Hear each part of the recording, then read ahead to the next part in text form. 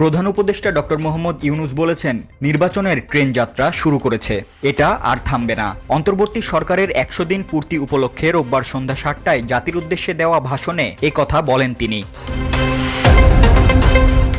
প্রধান উপদেষ্টা ডক্টর মোহাম্মদ ইউনূস বলেন, এই যাত্রায় আমাদের অনেকগুলি কাজ সেরে ফেলতে হবে। এই ট্রেন শেষ স্টেশনে কখন পৌঁছাবে সেটা নির্ভর করবে কত তাড়াতাড়ি আমরা তার জন্য রেল লাইনগুলি বসিয়ে দিতে পারি, আর তা হবে রাজনৈতিক দলসমূহের ঐক্যমতের মাধ্যমে। আসছে নির্বাচন প্রসঙ্গে প্রধান উপদেষ্টা বলেন, আপনারা লক্ষ্য করেছেন যে নির্বাচন আয়োজনের লক্ষ্যে আমরা প্রয়োজনীয় পদক্ষেপ নিতে শুরু করেছি। কয়েকদিনের মধ্যে নির্বাচন কমিশন গঠনও হয়ে যাবে। তারপর থেকে নির্বাচন আয়োজন করার সমস্ত দায়িত্ব তাদের উপর বর্তাবে।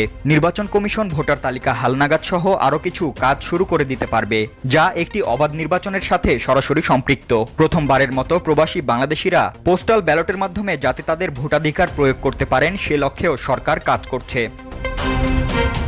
তবে একটি নির্বাচন কমিশন গঠন করে দিলেই নির্বাচন আয়োজনের দায়িত্ব যে শেষ তা মনে করে না অন্তর্বর্তী সরকার। রাষ্ট্র ব্যবস্থায় সংস্কারই এই সরকারের অন্যতম অঙ্গীকার বলে জানিয়েছেন প্রধান উপদেষ্টা। ডেস্ক রিপোর্ট, সবুজ বাংলাদেশ।